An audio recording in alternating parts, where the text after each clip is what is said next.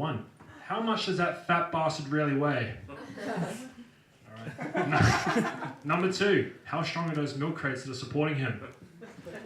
The answer is to have a pretty bloody good escape plan in the next 5 minutes. All right, I actually had a stand-up debut here about 4 weeks ago, and it was awesome. Like a lot of other big events in my life, I got a little bit too excited and ended up being a huge mess. All right, and I only lasted about 3 minutes.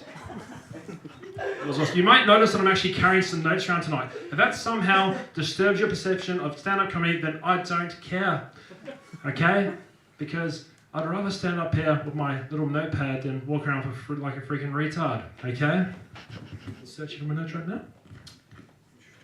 I actually remember. Stuff you. Hands up if you know.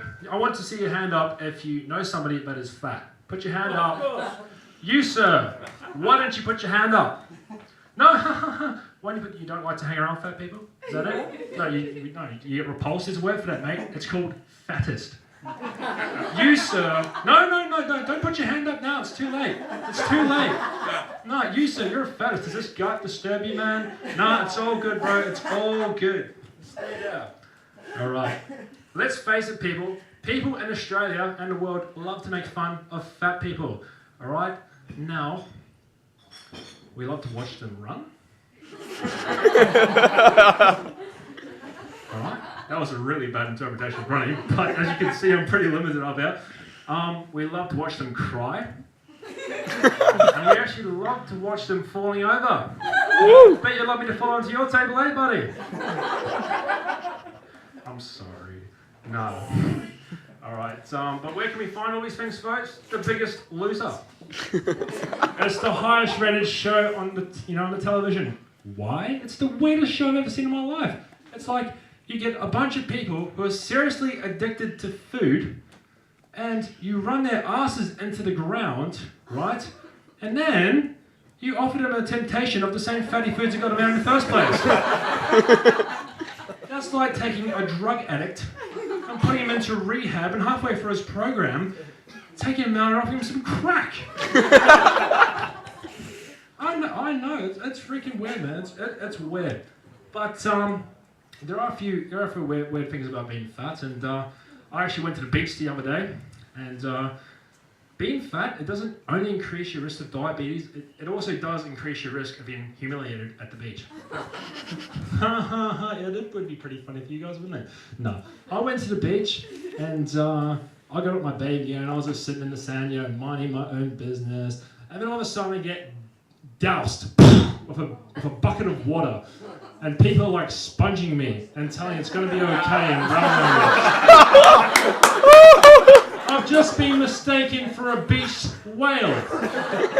Next thing you know, Greenpeace is trying to roll me back into the water, and a bunch of Japanese tourists are trying to harpoon my fat ass with freaking blubber.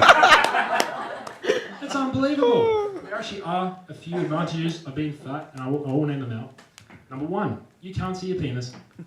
That might sound like a downside, but you don't feel insecure because you can't see it. So it's all good. Number 2, when you go to an all-you-can-eat buffet, you really do get your money's worth. And everybody else's.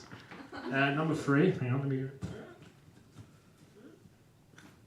You never feel cold in the wintertime. Hey. But there are a few downsides to being fat too. Okay, number 1 is that if you can find yourself in a survival situation and there's no source of food with a group of people, you can practically kiss your ass goodbye.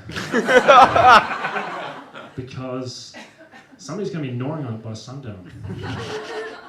Number 2, as you can probably see, you can't make a fashion statement because the only people that make clothes in your size is Lowe's. Enough said, right? All right, and beautiful. Now, when small family pets in the remote, they often disappear for like long periods of time, only to be discovered later in your ass crack by a family member or a girlfriend. It's really, really, really weird. Now, the only thing more challenging than being fat is to be a Christian. Hey. Woo! I ought to know, I am one. Oh, that got a good response. The young man who was up here before, who said really bad things about Jesus. Yes, I know who you are, and you're going to get the second coming for Bible bashing. You're going to know. You're going to be so holy, you're going to be, Jesus loves me so, for the Bible. You're not going to have any choice, bro. No, I'm just joking. It's all good. Not about being a Christian, just about beating his ass down. Because these three here, they're Christians too. Give them a round of applause. They came out. I'm quite serious. Give them a round of applause.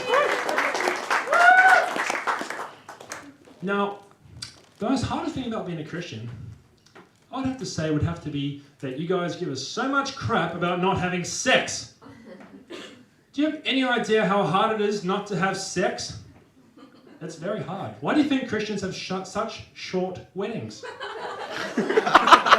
Some people have been waiting 30 years to get laid.